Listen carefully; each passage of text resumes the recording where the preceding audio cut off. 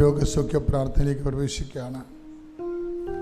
ശാന്തവുമായി സൗമ്യമായി കൈകൾ കൂപ്പിക്കൊണ്ട് അർത്താറയിൽ എഴുന്നള്ളിയിരിക്കുന്ന ഈശോയുടെ മുഖത്തേക്ക് നോക്കുക. കർത്താവേ, അങ്ങയുടെ മക്കള് അവസാനത്തെ ആശ്രയം പോലെ അങ്ങയുടെ തിരുസന്നിധിയിലെ ദൃഷ്ടികൾ ഉറപ്പിച്ച് പ്രാർത്ഥിക്കുന്നു. ദാസന് യജമാന്റെ കൈകളിലേക്ക് എന്ന പോലെ, ദാസി സ്വാമിനിയുടെ കൈകളിലേക്ക് എന്ന പോലെ കർത്താവേ, ഞങ്ങളുടെ കൈകൾ നിന്നെ നോക്കിക്കൊണ്ടിരിക്കും. ഞങ്ങളുടെ മേൽ കരുണ തോന്നുവോളൂ. കർത്താവിനെ നോക്കുന്നവർ പ്രകാശിതരാകും എന്നുള്ള വചനം ഈ നിമിഷം ഞങ്ങൾ അനുസ്മരിക്കുന്നു. കർത്താവേ, ഈ സന്ധ്യയെ നിന്റെ തിരുമുറുപാടെന്ന് വലുതുകരം, ആണിപ്പെടുതാടുന്ന അത്ഭുതകരം, ഈ ആരാധനയെ പ്രാർത്ഥിക്കുന്ന ഓരോ മകൻ്റെ മേലും ഓരോ മകളുടെ മേലും അങ്ങ് വയ്ക്കണമെന്ന് പ്രാർത്ഥിക്കുന്നു. ഉച്ച മുതൽ ഉള്ളംകാല് വരെ കർത്താവിൻ്റെ രക്തം പടരട്ടെ. മാരക രോഗങ്ങൾ, തീരാവേദികൾ, ജീവിത ദുരിതങ്ങൾ, നമ്മുടെ ഭാരങ്ങളാണ് അവൻ ചുമന്നത്. നമ്മുടെ പാപങ്ങൾക്ക് വേണ്ടി അവൻ ശിക്ഷ വാങ്ങിച്ചു എന്നുള്ള കർത്താവേ, ലോകത്തിലെ എല്ലാ ഭാരങ്ങളെ ഏറ്റെടുത്തവനെ കർത്താവേ, മനുഷ്യരാശിയുടെ എല്ലാ തിന്മകളുടെയും എല്ലാ രോഗങ്ങളുടെയും ഭാരങ്ങളുടെ ഏറ്റെടുപ്പുകാരാണ്. അങ്ങേ നാഥനും രക്ഷകമായി ഏറ്റുപറഞ്ഞുകൊണ്ട് ഭാസനാമ്മ ജീവനോടെ പ്രത്യക്ഷപ്പെട്ട ആൾക്കാരുടെ വാതിക്കല് നടക്കുന്ന ഈ ആരാധനയുടെ കൈകള് ഈ ലോകത്തിൻ്റെ എല്ലാ ഭാഗങ്ങളും എല്ലാ ഭൂഖണ്ഡങ്ങളും എല്ലാ രാജ്യങ്ങളിലും രാത്രിയും പകലും പ്രാർത്ഥിക്കുന്ന ഓരോ മകന്റെ മേലും മകളുടെ മേലും അവരുടെ ജീവിത ആവശ്യങ്ങളുടെ മേലും കർത്താവിന്റെ കൃപ ചൊരിയട്ടെ. ശ്രുതിക്കട്ടെ. ഹല്ലേലൂയ. യേശുവേ നന്ദി, യേശുവേ ആരാധന, യേശുവേ നന്ദി, യേശുവേ മഹത്വം, യേശുവേ ആരാധന. എല്ലാ ജീവിത ദുരിതങ്ങളുടെയും മേൽ ദൈവിക ഇടപെടലുണ്ടായി എത്രയും വേഗം എല്ലാ മക്കളെയും സാക്ഷികളാക്കി തീർക്കണമേ. യേശുവേ നന്ദി, യേശുവേ ആരാധന, യേശുവേ നന്ദി, യേശുവേ മഹത്വം.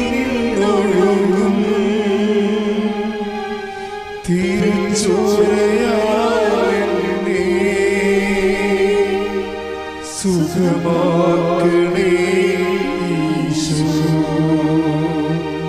തിരുമുറിവിൽ നിന്നൊഴുകും തിരുച്ചോരയാലെന്നെ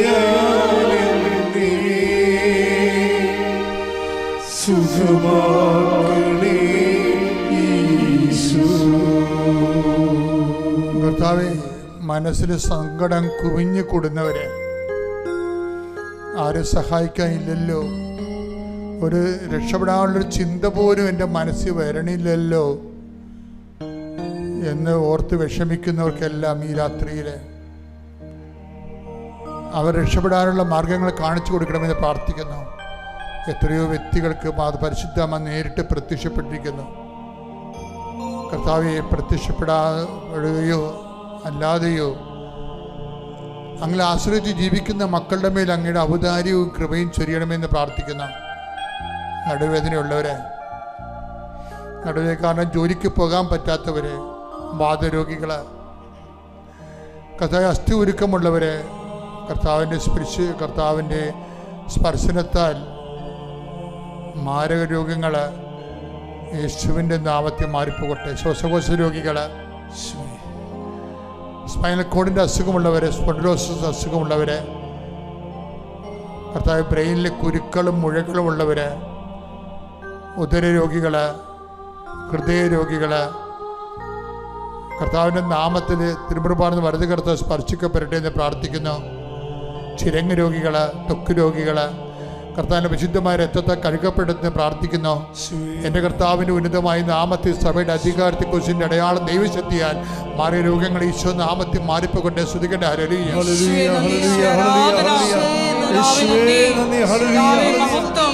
എല്ലാ രോഗങ്ങളും സുഖപ്പെട്ടുകൊണ്ട് അങ്ങയുടെ നാമത്തെ ഈ ആരാധനയിലൂടെ വീണ്ടും വീണ്ടും മഹത്വപ്പെടുത്തണമേ.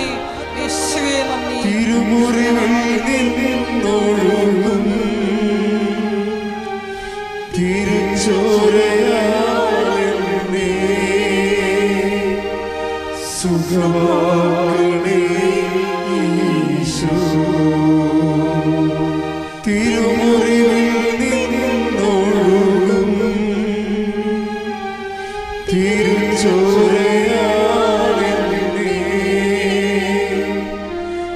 സുഖമാക്കണേ ഈശോ. എൻ്റെ മക്കളെ, നിങ്ങളെ വേദനിക്കുന്ന വിഷയം, നിങ്ങളെ വേദനിപ്പിക്കുന്ന വ്യക്തികൾ, വേദനിക്കുന്ന കാര്യങ്ങൾ, അത് രേഖകളാകാം, അല്ലെങ്കിൽ വേറെ ഏതെങ്കിലും നടപടിക്രമങ്ങളാകാം, അല്ലെങ്കിൽ കേസുകളാകാം, അല്ലെങ്കിൽ ജോലി സാധ്യതയാകാം, അല്ലെങ്കിൽ പഠനങ്ങളാകാം, പരീക്ഷയാകാം, പരീക്ഷ മാർക്ക് കുറഞ്ഞതാകാം, അല്ലെങ്കിൽ മറ്റു തരത്തിലുള്ള രേഖകളുടെ തടസ്സങ്ങളാകാം. എല്ലാം ഓർത്തുകൊണ്ട് പ്രാർത്ഥിക്കട്ടെ. കർത്താവേ, അങ്ങയുടെ മക്കളിപ്പോഴ് അങ്ങയുടെ തിരുസനെ കണ്ണുനീരോടെ പ്രാർത്ഥിക്കുന്നു. ഈശോ, നിൻ്റെ വിശുദ്ധ പൗരോഹിത്യത്തെ നീ മഹത്വപ്പെടുത്തണമേ. കർത്താവെ സഭയിലുള്ള സാന്നിധ്യം പ്രകടമാക്കണമേ. അനേകം മക്കൾ ഇപ്പോഴും കർത്താവെ നിന്നെ ആശ്രയിച്ചു അമ്മ മാതാവിൻ്റെ മധ്യസ്ഥതയിൽ കണ്ണുനീരോടെ പ്രാർത്ഥിക്കുകയാണ്. കർത്താവെ, വീടില്ലാത്തവർ, വഴിയില്ലാത്തവർ, സാമ്പത്തിക ബാധ്യതകളെ കുരുങ്ങുന്നവർ, മക്കൾ ഓർത്ത് വേദനിക്കുന്നവർ, കർത്താവ് വിവിധങ്ങളായ ജീവിത മാർഗമില്ലാത്തവർ, ജീവിതമാർഗം മുടങ്ങിയവർ, വരുമാന മാർഗമില്ലാത്തവർ, വരുമാന മാർഗം മുടങ്ങിയവർ, യേശുക്രിസ്തു ഉന്നതമായ നാമത്തിൽ എല്ലാ ജീവിത തടസ്സങ്ങളും യേശുവിൻ്റെ നാമത്തെ മാറിപ്പോകട്ടെ. ശ്രുതിക്കട്ടെ. ഹല്ലേലൂയ.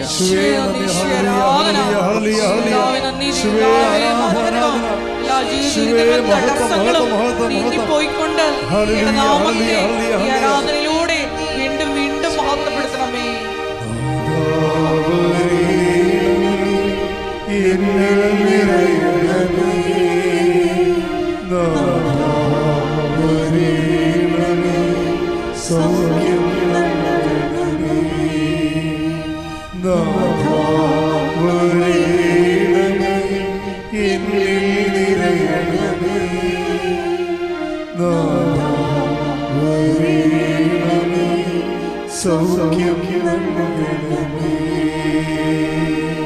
മുട്ടേക്ക് മക്കളെ, വ്യക്തിപരമായ ആവശ്യങ്ങൾക്ക് വേണ്ടി മൗനമായി പ്രാർത്ഥിക്കുക.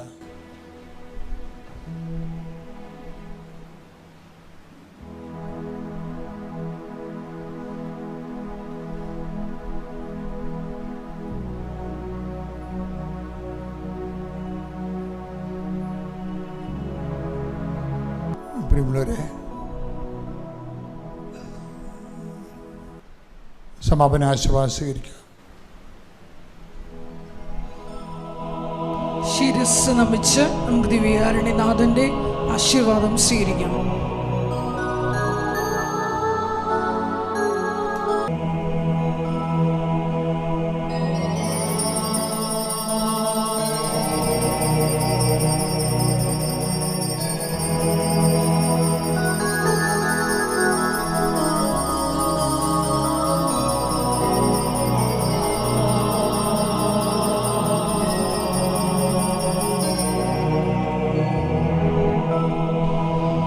പരിശുദ്ധ പരമമാ ദിവ്യകാരുണ്യമേ, എന്നുമെന്നും അങ്ങേക്ക് ആരാധന. പ്രത്യക്ഷത്തിന് സാക്ഷിയാക്കിയതിന് അമ്മ മാതാവിനും ഈശോപ്പയ്ക്കും ഒരുപാട് നന്ദി. ഞാൻ ആദ്യമായി ഉടമ്പടി എടുക്കുന്നത് 2023 എൻ്റെ പേര് രേഷ്മ. ഞാൻ കാഞ്ഞിരപ്പള്ളി ചോറ്റി എന്ന സ്ഥലത്ത് നിന്ന് വരുന്നു. ഞാൻ ആദ്യമായി ഉടമ്പടി എടുക്കാൻ കാരണം 2023 അത് എൻ്റെ അമ്മ പറഞ്ഞിട്ടാണ് ഞാൻ ഉടമ്പടി എടുത്തത്. അത് ഞാൻ കുവൈറ്റിൽ നേഴ്സായിട്ട് വർക്ക് ചെയ്യുമായിരുന്നു. അന്നേരം അവിടെ ഒരു ലൈസൻസ് എക്സാം ഉണ്ട്. അന്നേരം എക്സാം ഒരു 4 തവണയോളം അവിടെ നിന്ന് എഴുതിയിട്ട് എനിക്ക് കിട്ടുന്നുണ്ടായിരുന്നില്ല. എല്ലാവർക്കും അറിയാം, അവിടെ എക്സാം പാസ്സായി കഴിഞ്ഞാലേ നിൽക്കാൻ സാധിക്കുകയുള്ളൂ. അപ്പോൾ ആദ്യം എനിക്കൊരു ചെറിയൊരു മനസ്സിലൊരു അഹങ്കാരം ഉണ്ടായിരുന്നു. പഠിച്ചതല്ലേ, 4 വർഷം നഴ്സിംഗ് പഠിച്ചതല്ലേ ഈ എക്സാമിന് വരത്തുള്ളൂ. അന്നേരം പിന്നെ എന്തിനാ അങ്ങനെ ഒരു ചിന്ത എനിക്കുണ്ടായിരുന്നു. എന്നിട്ട് 4 തവണയോളം എക്സാം എഴുതിയിട്ടും കിട്ടിയില്ല. ഞാൻ ഓൾറെഡി ഉടമ്പടി എടുത്തു. അതിനുശേഷം എൻ്റെ മനസ്സിലൊരു ചിന്ത വന്നു, ഉടമ്പടി ഉപ്പില്ല, തൈലമില്ല, കാശുരൂപമില്ല, പിന്നെ എങ്ങനെയാണ്? അങ്ങനൊരു രീതിയിൽ വന്നു കഴിഞ്ഞപ്പം ഞാൻ ഉടമ്പടി ഉഴപ്പാൻ തുടങ്ങി. പിന്നെ എക്സാം പാസ്സാവാതെ അവിടെ നിൽക്കാൻ പറ്റാത്തൊരു സാഹചര്യം ആയതുകൊണ്ട് അവരെന്നോട് പറഞ്ഞു, നാട്ടിൽ പോയി എക്സാം എഴുതിയിട്ട് തിരിച്ചങ്ങോട്ട് വരാൻ പറഞ്ഞു. അവരെന്നെ നാട്ടിലോട്ട് വിട്ടു. അങ്ങനെ ജോലി നഷ്ടപ്പെട്ടാണ് ഞാൻ ഇവിടെ വരുന്നത്. ഇവിടെ വന്ന് 2024 മാർച്ച് ഒരു 25 ലാസ്റ്റൊക്കെ ആയപ്പോഴത്തേനും ഞാൻ ഇവിടെ വന്ന് നേരിട്ട് വന്ന് ഉടമ്പടി എടുത്തു. നേരിട്ട് വന്ന് ഉടമ്പടി എടുത്തു കഴിഞ്ഞിട്ട് ഞാൻ ഉടമ്പടിയിൽ എഴുതാത്ത കാര്യങ്ങളാണ് മാതാവ് എനിക്ക് ആദ്യം സാധിച്ചു തന്നത്. ഫാമിലിയിലായിട്ട് കുറച്ച് പ്രശ്നങ്ങളൊക്കെ ഉണ്ടായിരുന്നു. ഒരു സമാധാനം എന്ന് പറയുന്നവരൊന്നും ഇല്ലായിരുന്നു. എക്സാമിൻ്റെ ടെൻഷൻ, അങ്ങനെയൊക്കെ കുറേ കാര്യങ്ങൾ കൊണ്ട് അതൊക്കെ ആദ്യമേ തന്നെ ഉടമ്പടിയിൽ ഞാൻ എഴുതാതെ തന്നെ മാതാവ് എനിക്കത് ആദ്യം മാറ്റി തന്നു. സമാധാനം ഉണ്ടായി. പിന്നെ കുറേശ്ശെ ആദ്യമൊക്കെ ഞാൻ മാതാവിനോട് ഈശോയോട് ഇങ്ങനെ പരാതി പറയായിരുന്നു, എന്തിനാ എന്നോട് ഇങ്ങനെ എന്നൊക്കെ ഞാൻ ചോദിക്കുമായിരുന്നു. കാരണം ഇത്രയും തവണ പരീക്ഷ എഴുതി, ജോലി നഷ്ടപ്പെട്ടു, ഒരുപാട് കാശ് ഇതിനു വേണ്ടി ചിലവായി. അങ്ങനെയൊക്കെ ഒരുപാട് വിഷമത്തിൽ ഞാനിങ്ങനെ മാതാവിനോട് ഈശോയോടും പരാതി പറയായിരുന്നു. പിന്നെ അതിനുശേഷം ഞാൻ ഉടമ്പടിയിൽ ജീവിക്കാൻ തുടങ്ങിയ പിന്നെ ഞാൻ ആ പരാതി പറച്ചിലങ്ങ് നിർത്തി. പിന്നെ എനിക്ക് എന്തൊക്കെയോ സന്തോഷങ്ങൾ എനിക്കിങ്ങനെ കിട്ടാൻ തുടങ്ങി. എന്ത് പരാജയം വന്നാലും അത് ബോൾഡായിട്ട് നിന്ന് ഒക്കെ സാഹചര്യങ്ങൾ നേരിടാനുള്ള ഒരു ശക്തി ദൈവം എനിക്ക് തന്നു. അതിന് ഈശോയ്ക്കും അമ്മമാതാവിനും ഒരുപാട് നന്ദിയുണ്ട്. ഞാൻ പണ്ട് മുതലേ തന്നെ മാതാവിനെ ഈശോയോടും ഒക്കെ പ്രാർത്ഥിക്കുന്ന ഒരു വ്യക്തിയായിരുന്നു. ഞാൻ ക്രിസ്ത്യൻ മാനേജ്മെൻറ്റിലൊക്കെയാണ് പഠിച്ചത്. അങ്ങനെ ഞാൻ പണ്ട് മുതലേ പള്ളിയിലൊക്കെ പോവും, പ്രാർത്ഥിക്കും. എനിക്ക് പണ്ട് മുതലേ ഈശോയോടും മാതാവിലും വിശ്വാസം ഉണ്ടായിരുന്നു. ഞാൻ പ്രാർത്ഥിക്കുന്ന കാര്യങ്ങളൊക്കെ എനിക്ക് ഈശോയും മാതാവും ഒക്കെ സാധിച്ചു തന്നിട്ടുണ്ട്. പിന്നെ കൃപാസനത്തിൽ ഇങ്ങനെ പള്ളിയുണ്ടെന്നറിയാമെന്നല്ലാതെ കൂടുതലൊന്നും ഞാൻ അതിനെക്കുറിച്ച് ചിന്തിക്കാൻ പോയിട്ടില്ലായിരുന്നു. പിന്നെ അതിനുശേഷമാണ് ഫോണിൽ ഇതുപോലൊക്കെ ഈ അച്ഛൻ്റെ ധ്യാനവും വീഡിയോകളൊക്കെ കാണാൻ തുടങ്ങിയപ്പോൾ എനിക്ക് കൂടുതൽ വിശ്വാസം വന്നത്. പിന്നെ ഞാൻ ഉടമ്പടി പുതുക്കി, 2ാമത്തെ തവണ ഉടമ്പടി പുതുക്കി കഴിഞ്ഞപ്പോൾ എൻ്റെ കാശ് രൂപം എൻ്റെ നിന്ന് നഷ്ടപ്പെട്ടു. അതിനുശേഷം ഞാൻ അച്ഛൻ്റെ ഒരു ടോക്ക് ഞാൻ കണ്ടിട്ടുണ്ട്, കാശ് രൂപം നഷ്ടപ്പെട്ടാൽ വീണ്ടും ഉടമ്പടി എടുക്കണം. അന്നേരം ഞാൻ വീണ്ടും ഒന്നും കൂടെ ഞാൻ ഉടമ്പടി എടുത്തു.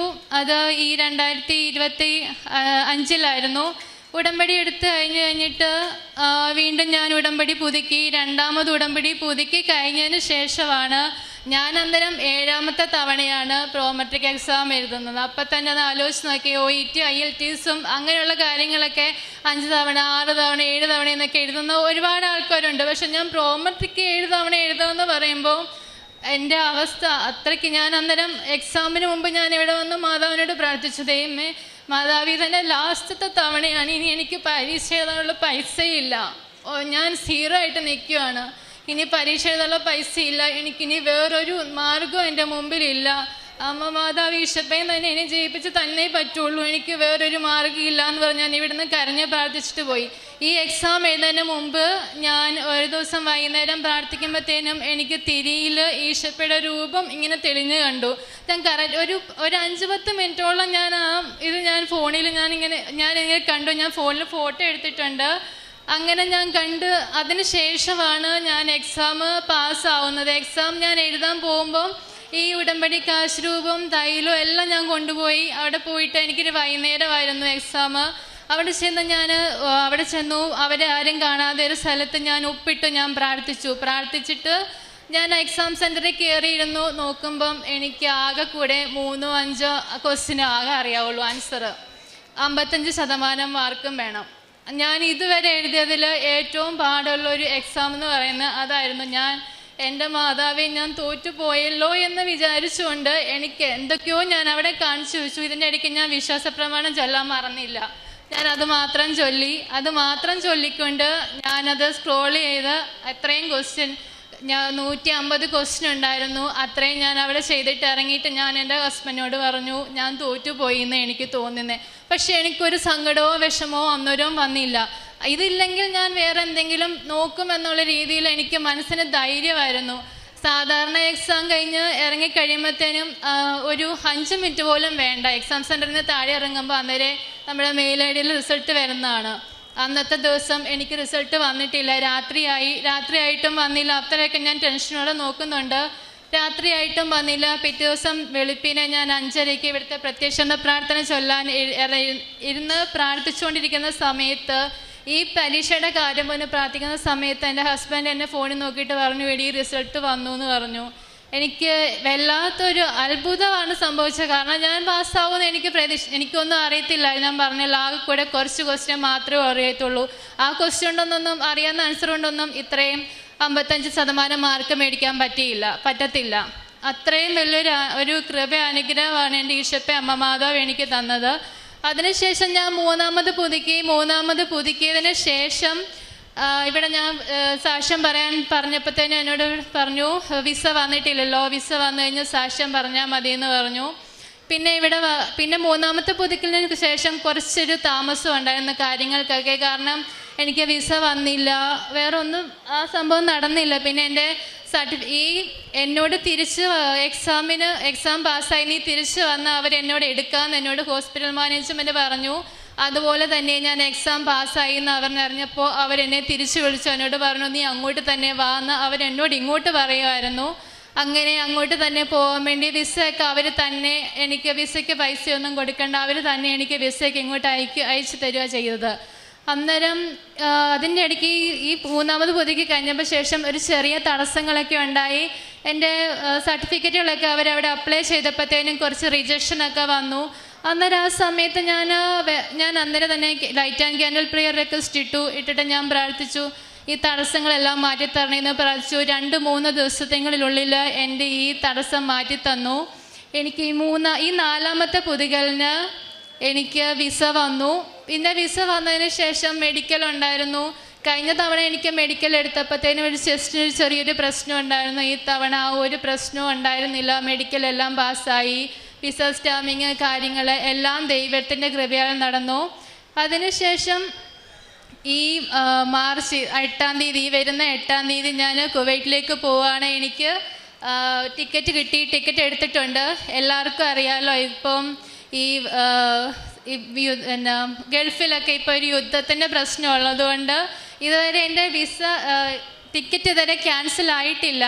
വേറെ പ്രശ്നം ഇതുവരെ ഉണ്ടായിട്ടില്ല. എല്ലാവരും പ്രാർത്ഥനയിൽ എൻ്റെയും കൂടെ ഓർക്കണം, ഞാൻ എല്ലാവരോടും അപേക്ഷിക്കുന്നു. പിന്നെ ഇതെൻ്റെ അമ്മയാണ്. എൻ്റെ അമ്മയെ ഇതുപോലെ ഉടമ്പടി എടുത്തിട്ടുണ്ട്. അമ്മ ഒരു 10 വർഷമായിട്ട് അമ്മയ്ക്ക് ശ്വാസം മുട്ടലുണ്ട്. ഈ ഉടമ്പടി നേസവസ്തുക്കൾ ഉപയോഗിച്ചതിന് മൂലം അമ്മയ്ക്ക് ഇപ്പോൾ ഒരു കുഴപ്പമില്ല. ശ്വാസം മുട്ടലും കാര്യങ്ങളും എല്ലാം മാറി. ഇത്രയും അനുഗ്രഹങ്ങൾ തന്നെ. ഇതിപ്പോൾ ഒരു അസാധ്യമായിട്ടുള്ളൊരു കാര്യമായിരുന്നു. കാരണം എനിക്ക് പാസ്സാവാൻ എനിക്ക് എൻ്റെ കഴിവുകൾ ഞാൻ ഒരിക്കലും പാസ്സാവില്ല എന്ന് ഞാൻ ദൈവത്തിനോട് പറഞ്ഞു കഴിഞ്ഞു. കാരണം എനിക്ക് ആദ്യം ഒരു അഹങ്കാരം ഉണ്ടായിരുന്നു, പഠിക്കുന്ന കാര്യമല്ലേ, അതിപ്പോൾ നമുക്ക് സ്വന്തമായിട്ട് അങ്ങ് എഴുതിയാൽ പോരെ, എഴുതിയാൽ കിട്ടും എന്നുള്ളൊരു അഹങ്കാരം ഉണ്ടായിരുന്നു. ആ അഹങ്കാരം എന്തായാലും ഈ ഇതുകൊണ്ട് മാറി. ദൈവത്തിൻ്റെ കൃപയിൽ ഒന്നുകൊണ്ട് മാത്രമാണ് ഞാൻ എക്സാം പാസ്സായത്. എനിക്ക് വിസ വന്നു, ഇപ്പോൾ ടിക്കറ്റ് വന്നു, എല്ലാം ദൈവത്തിൻ്റെ കൃപ ഒന്നുകൊണ്ട് മാത്രമാണ്. ദൈവത്തിന് മാത്രമേ എന്നെ സഹായിക്കാൻ സാധിക്കുകയുള്ളൂ എന്നുള്ളൊരു തിരിച്ചറിവ് ഞാൻ ഇതിലൂടെ അറിഞ്ഞു. എൻ്റെ ഈശോപ്പയ്ക്ക് അമ്മ മാതാവിന് ഒരുപാട് നന്ദിയുണ്ട്. ഇവിടെ ഈ ഒരു അൾത്താരയിൽ വന്ന് എനിക്ക് സാക്ഷ്യം പറയാൻ സഹായിച്ചതിന്, അനുഗ്രഹിച്ചതിന്. എപ്പോഴും ഞാൻ വരുമ്പോഴത്തേന് ഇവിടെ എല്ലാവരും ഇങ്ങനെ ഒന്ന് സാക്ഷ്യം പറയുമ്പോൾ എനിക്കൊരാഗ്രഹം ഉണ്ടായിരുന്നു, മാതാവേ ഈശോപ്പയ്യ എന്നാണ് എനിക്കിവിടെ വന്ന് സാക്ഷ്യം പറയാൻ പറ്റുന്നത് എന്നൊരു. അന്നേരം അമ്മ മാതാവിൻ്റെ ഒരു പ്രത്യക്ഷനെ തന്നെ സാക്ഷിയാക്കി അമ്മേനെ ഉയർത്തിയതിന് ഒരുപാട് നന്ദിയുണ്ട്. പിന്നെ ആത്മീയമായി ഞാൻ വരുന്നതെന്ന് പറഞ്ഞാൽ പ്രേക്ഷിത പ്രവർത്തനം. ഞാൻ പത്രം വാങ്ങിച്ച് ഞാനും അമ്മയും കൂടെയാണ് പോകുന്നത്. പത്രം വാങ്ങിച്ച് ഹോസ്പിറ്റലുകളിലൊക്കെ കൊടുക്കും. പിന്നെ ഗവൺമെൻറ് ആശുപത്രിയിലാണ് ഞങ്ങൾ പോകുന്നത്. പിന്നെ പൊതിച്ചോറ് വാങ്ങി ഞാൻ ബസ് സ്റ്റാൻഡിലൊക്കെ പൊതിച്ചോറ് ഉണ്ടാക്കി വീട്ടിൽ തന്നെ ഉണ്ടാക്കി കൊടുക്കും. പിന്നെ ഓർഫനേജിലൊക്കെ പോകും, അവിടുത്തെ പിള്ളേരെ കാണും, അവർക്ക് വേണ്ടത് ഞങ്ങളെക്കൊണ്ട് പറ്റുന്നൊരു സഹായം, കാശ് കൊടുക്കുകയൊക്കെ ചെയ്യും. പിന്നെ അവർക്ക് വേണ്ട ഫ്രൂട്ട്സ് അങ്ങനെയൊക്കെ. പിന്നെ ഞാൻ പത്രം കൊടുക്കാൻ പോകുമ്പോഴത്തേനും ഞാൻ ബസ്സിൽ പോയിട്ട് പകുതി വഴിക്ക് ഇറങ്ങിയിട്ട് അവിടെ നിന്നാണ് ഞാൻ പത്രം കൊടുത്ത് സ്റ്റാൻഡിലോട്ട് പോകുന്നത്. പിന്നെ പത്രം കൊടുത്ത് എല്ലാവരും ഒന്നും എന്നോട് വേണ്ടാന്നൊന്നും പറയാറില്ല. വേണ്ടാന്ന് പറയുന്നവർക്ക് ഞാൻ കൊടുക്കാറില്ല. അങ്ങനെയുള്ളവർക്ക് കൊടുത്തിട്ട് കാര്യമില്ല, അവർ ആ പത്രം എവിടെയെങ്കിലും കൊണ്ട് കളയത്തേ ഉള്ളൂ. അതുകൊണ്ട് ഞാൻ അങ്ങനെയുള്ളവർക്കൊന്നും കൊടുക്കാറില്ല. പിന്നെ ആത്മീയമായിട്ട് വളർന്നതെന്ന് വെച്ചാൽ, ഞാൻ നേരത്തെ പ്രാർത്ഥിക്കുന്നത് ഞാൻ പറഞ്ഞല്ലോ, ഞാൻ പ്രാർത്ഥിക്കുമായിരുന്നു. പക്ഷേ എനിക്ക് കൊന്ത ചൊല്ലാനോ അങ്ങനെയുള്ള കാര്യങ്ങളൊന്നും എനിക്ക് അറിയത്തില്ലായിരുന്നു. ഞാൻ ജസ്റ്റ് ഞാൻ സ്വർഗസ്നായ പിതാവേ നന്മ നിറഞ്ഞ മറിയമേയും ചൊല്ലുമെന്നല്ലാതെ അല്ലാതെ ജപമാല ചൊല്ലാനുള്ള എനിക്ക് അറിയത്തില്ല. ഞാൻ പിന്നെ യൂട്യൂബിൽ നോക്കി ജപമാല ചൊല്ലാൻ പഠിച്ചു. പിന്നെ ബൈബിള് വായിക്കത്തില്ലായിരുന്നു. ബൈബിൾ വായിക്കാൻ അങ്ങനെ അറിയത്തില്ല, എന്ന് വെച്ചാൽ ബൈബിളൊന്നും കയ്യിലില്ലായിരുന്നു. പിന്നെ ഇപ്പോൾ ബൈബിള് വായിക്കാൻ തുടങ്ങി. പിന്നെ മറ്റുള്ളവർക്ക് വേണ്ടി ഞാൻ എൻ്റെ പേഴ്സണലായിട്ട് ഞാൻ മറ്റുള്ളവർക്ക് വേണ്ടി ഞാൻ പ്രാർത്ഥിക്കാറുണ്ട്. ഞാൻ അങ്ങനെ ആർക്ക് വേണ്ടിയും പ്രാർത്ഥിക്കാറില്ല. എനിക്ക് അങ്ങനെ ഒരു ബോധമൊന്നും ഉണ്ടായിട്ടില്ലായിരുന്നു. മറ്റുള്ളവർക്ക് വേണ്ടി പ്രാർത്ഥിക്കണം അങ്ങനൊരൊന്നും എനിക്ക് നേരത്തെ ഇല്ലായിരുന്നു. പക്ഷേ ഇപ്പോൾ ഈ ഉടമ്പടി ജീവിതത്തിലോട്ട് വന്നതിന് ശേഷം ഞാൻ മറ്റുള്ളവർക്ക് വേണ്ടി പ്രാർത്ഥിക്കാൻ തുടങ്ങി. എന്നെ കൊണ്ട് കഴിയുന്നത് പോലെ ഞാൻ മറ്റുള്ളവരെ സഹായിക്കാൻ തുടങ്ങി. അവരുടെ ദുഃഖത്തിലും എനിക്കും ദുഃഖം ചെയ്യാൻ തുടങ്ങി. അങ്ങനെയൊക്കെ ഞാൻ ചെയ്യാറുണ്ട്. പിന്നെ അച്ഛൻ്റെ എല്ലാ ചൊവ്വാഴ്ചത്തെ ധ്യാനം ഞാൻ കേൾക്കാറുണ്ട്. പിന്നെ ഉപവാസം എടുക്കാറുണ്ട്. പിന്നെ ഡെയിലി ബ്രെഡ് എന്നും കൂടാറുണ്ട്. അത് മറ്റുള്ളവർക്ക് ഷെയർ ചെയ്യാറുണ്ട്. സാക്ഷ്യമാണെങ്കിലും അതുപോലെ തന്നെയാണ്. പിന്നെ മറ്റുള്ളവർ എന്തെങ്കിലും ഒരു വിഷമം പറയുമ്പോൾ ഞാൻ പറയും, ഇവിടെ പോയി എനിക്ക് ഇങ്ങനെയൊക്കെയാണ് മാതാവിൻ്റെ ഈശോയുടെ അനുഗ്രഹം എനിക്ക് ഇങ്ങനെയൊക്കെ കിട്ടിയിട്ടുണ്ട്. എല്ലാ കാര്യങ്ങളും ഞാൻ പറയാറുണ്ട്. പിന്നെ എൻ്റെ കൂട്ടത്തിൽ എക്സാമിന് പഠിക്കാൻ വന്ന പിള്ളേരുണ്ടായിരുന്നു. അവരെ ഞാൻ ഇവിടെ കൊണ്ടുവന്നിട്ടുണ്ട്. അതിലൊരു കുട്ടി ഇവിടെ വന്ന് പ്രാർത്ഥിച്ചതിൻ്റെയൊക്കെ ഫലമായിട്ട് പുള്ളിക്കാരി എമോയിസൊക്കെ കിട്ടി കയറിപ്പോയി. പിന്നെ അങ്ങനെ കുറച്ച് പേരൊക്കെ കൊണ്ടുവരാനും പറയാനും അവരെക്കുറിച്ചൊക്കെ അറിയിക്കാനും എനിക്ക് സാധിച്ചിട്ടുണ്ട്. അതിനൊക്കെ ഞാൻ ദൈവത്തിനോട് നന്ദി പറയുന്നു. എൻ്റെ പേര് പാർവതി നിയാസ്. ഇതെൻ്റെ ഹസ്ബൻഡ് നിയാസ്. എൻ്റെ മകൾ ശ്രേയ പാർവതി. ഞങ്ങൾക്ക് കിട്ടിയ അനുഗ്രഹത്തെക്കുറിച്ചാണ് ഞാനിവിടെ പറയുന്നത്. ആദ്യം തന്നെ ഞാൻ പറയുന്നത് എൻ്റെ ഹസ്ബൻഡിന് കിട്ടിയ വലിയൊരു അനുഗ്രഹത്തെക്കുറിച്ചാണ് ഞാൻ പറയുന്നത്. ഹസ്ബൻഡിനൊരു ആക്സിഡൻറ്റ് ആയതിന് പകരം കാലിൽ സ്റ്റീലൊക്കെ ഇട്ടിരിക്കുകയായിരുന്നു. അച്ഛൻ്റെ ബ്ലെസ്സിങ് കിട്ടിയതിന് ശേഷമാണ് ഹസ്ബൻഡിന് നടക്കാൻ വരെ സാധിക്കാൻ തുടങ്ങിയത്. ഹസ്ബൻഡിൻ്റെ ഒരാഗ്രഹം പ്രകാരം ജപമാല റാലിക്ക് ഞങ്ങൾക്ക് പങ്കെടുക്കണമെന്ന് ഭയങ്കര ആഗ്രഹമുണ്ടായിരുന്നു.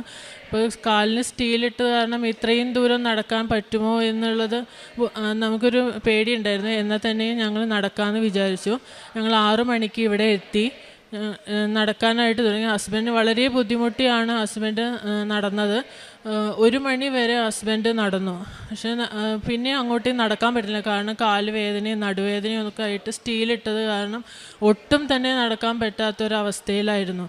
അപ്പോൾ ഹസ്ബൻഡ് പറഞ്ഞു എനിക്കിനി ഒട്ടും നടക്കാൻ പറ്റില്ല. അപ്പം ഞാൻ പറഞ്ഞു ശരി എന്നാൽ നടക്കണ്ട, ഇവിടുന്ന് തിരിച്ചു പോയിക്കോ, ഞാനിത് കംപ്ലീറ്റ് ആക്കിക്കോളാം എന്ന് പറഞ്ഞ് ഞാൻ പ്രാർത്ഥിച്ച് ഈശോയെയും മാതാവിനെയും ഞാൻ മുറുക്കെ കൈ പിടിച്ച് ഞാനും കറക്റ്റ് 3 മണിയായപ്പോൾ അർത്തിങ്ക് പള്ളീൻ്റെ ഫ്രണ്ടിലെത്തി. എനിക്ക് വളരെ വിഷമമായിരുന്നു. എനിക്ക് ഹസ്ബൻഡിന് നടക്കാൻ പറ്റിയില്ലല്ലോ എന്നുള്ളൊരു വിഷമത്തിലായിരുന്നു. പക്ഷെ ഞാൻ അവിടെ നിന്ന് പ്രാർത്ഥിച്ചു, തീരെ വയ്യാത്തതുകൊണ്ടല്ലേ ഇത്രയും നടന്നില്ലേ എന്നുള്ളത്. പിറ്റേ ദിവസം എനിക്ക് ഉടമ്പടി പുതുക്കേണ്ട ദിവസമായിരുന്നു. അതുകൊണ്ട് ഇവിടെ തന്നെ സ്റ്റേ ചെയ്തു. അപ്പോൾ സ്റ്റെപ്പ് കയറി മേലേക്ക് പോയിട്ടാണ് ഞങ്ങൾക്ക് റൂം കിട്ടിയത്. അപ്പോൾ തീരെയും വയ്യാണ്ട് നടക്കാൻ പോലും പറ്റാതെ സ്റ്റെപ്പ് കയറാനൊക്കെ ഭയങ്കര ബുദ്ധിമുട്ട്. ഒരാളുടെ ഹെൽപ്പ് ഇല്ലാണ്ട് ഒരു സ്റ്റെപ്പ് പോലും മുന്നോട്ട് വയ്ക്കാൻ പറ്റാത്ത അവസ്ഥയിലായിരുന്നു ഹസ്ബൻഡിനെ ഞാൻ മേലേക്ക് കൊണ്ടുപോയി റൂമിൽ എത്തിച്ചത്. പിറ്റേ ദിവസം നേരം വെളുത്ത് ഞങ്ങൾക്ക് ഉടമ്പടി പുതുക്കേണ്ടതായത് കാരണം വേഗം നേരത്തെ എഴുന്നേറ്റ് പുതുക്കാൻ വേണ്ടിയിട്ട് ഞങ്ങൾ പെട്ടെന്ന് ഹസ്ബൻഡ് ഓർക്കാതെ തന്നെ അത് പെട്ടെന്ന് സ്റ്റെപ്പ് ഇറങ്ങി പോവുകയാണ്. ആരുടെയും ഒരു സഹായമില്ലാതെ സാധാരണ നമ്മൾ എങ്ങനെയാണോ സ്റ്റെപ്പ് ഇറങ്ങുന്നതും കയറുന്നതും അതുപോലെ സ്പീഡിൽ ഇറങ്ങി പോവും, സ്പീഡിൽ കയറി വരും.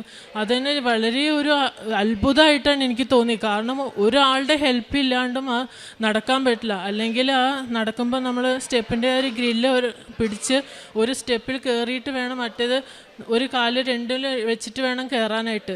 പക്ഷേ ഇത് പിറ്റേ ദിവസം എന്ന് പറയുമ്പോൾ ഒരു വേദനയോ കാലിനൊരു ബുദ്ധിമുട്ടോ ഒരു കാലിന് സ്റ്റീലിട്ടതായിട്ടുള്ള ഒരു ഇതും ഇല്ലാണ്ടാണ് ഹസ്ബൻഡ് സ്റ്റെപ്പ് ഇറങ്ങിയതും കയറിയതും. അത് ശരിക്കും ഞങ്ങൾക്ക് ഒരു അത്ഭുതം തന്നെ പറയാൻ പറ്റുള്ളൂ.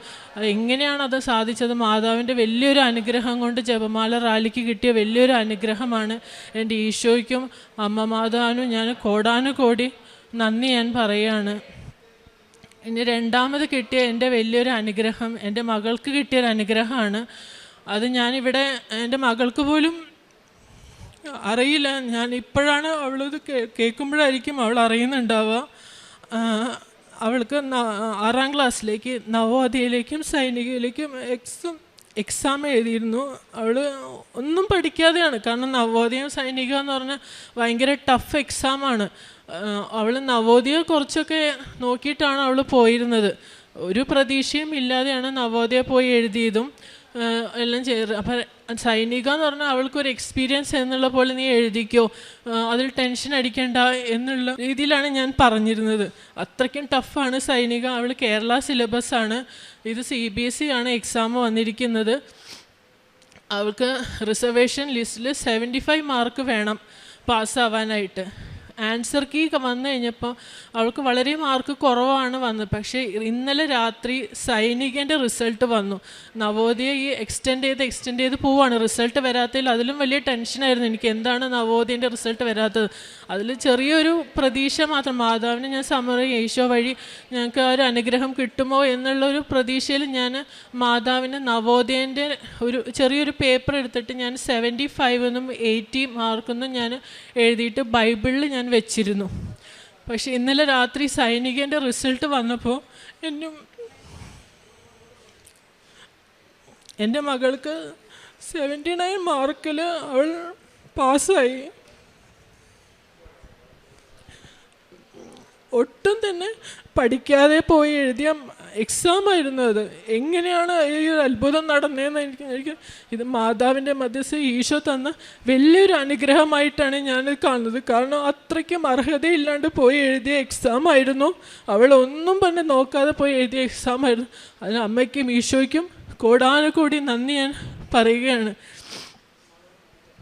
ഞാൻ പ്രേക്ഷിത പ്രവൃത്തികൾ ഞാൻ പത്രം കൊടുക്കും. പിന്നെ ഹസ്ബൻഡ് ബാംഗ്ലൂരാണ് വർക്ക് ചെയ്യുന്നത്, അപ്പോൾ അവിടെയും പത്രം കൊടുക്കും. പിന്നെ ഞങ്ങൾ ഫുഡെല്ലാം ഞങ്ങൾ പാവപ്പെട്ടവർക്കൊക്കെ ഞങ്ങൾ വാങ്ങിക്കൊടുക്കാറുണ്ട്. ഞങ്ങൾക്ക് കഴിയുന്ന പോലെ തന്നെ ഞങ്ങൾ പൈസ ആയാലും അത് ബുദ്ധിമുട്ടുള്ളവർക്ക് ഞങ്ങൾ മനസ്സിലാക്കിയിട്ട് ഞങ്ങൾ പറ്റുന്ന പോലെ, കൂടുതലൊന്നും കൊടുക്കാനില്ലെങ്കിലും പറ്റുന്ന പോലെ തന്നെ ഞങ്ങൾ അത് കൊടുക്കാറുണ്ട്. അമ്മയുടെ മാധ്യസ്ഥത്തിൽ ഈശോ തന്ന എല്ലാ അനുഗ്രഹങ്ങൾക്കും ഞങ്ങൾ കോടാനുകൂടി നന്ദി പറയാണ്. അതുപോലെ തന്നെ എൻ്റെ ഉടമ്പടി ഇത് 13ാമത്തെയാണ് ഞാൻ പുതുക്കുന്നത്.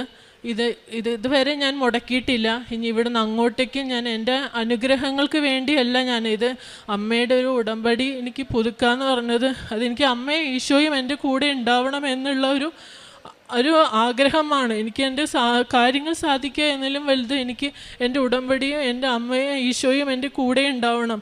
അത് എൻ്റെ ജീവിതത്തിൽ ഏറ്റവും വലിയൊരു ഉറപ്പായിട്ടാണ് ഞാൻ കാണുന്നത്. അതുകൊണ്ട് ഞാൻ ഒരിക്കലും എൻ്റെ ജീവിത അവസാനം വരെ ഈ ഉടമ്പടിയിൽ ജീവിക്കണമെന്നാണ് എൻ്റെ ആഗ്രഹം. എൻ്റെ കുടുംബവും അതേപോലെ തന്നെ ആഗ്രഹിക്കുന്നുണ്ട്. ഞങ്ങൾക്ക് തന്ന എല്ലാ അനുഗ്രഹങ്ങൾക്കും മാതാവിനോടും ഈശോയ്ക്കും കോടാനുകൂടി നന്ദി ഞാൻ പറയുകയാണ്. എൻ്റെ മോള് അനുഗ്രഹം. അമ്മയ്ക്കും തിരുക്കുമാരനും 1000 നന്ദി പറയുന്നു. എനിക്ക് തന്ന ആഗ്രഹങ്ങളും സാധിച്ചു തന്നതിനും മാതാവിനും ഈശോയ്ക്കും ഞാൻ നന്ദി പറയുന്നു.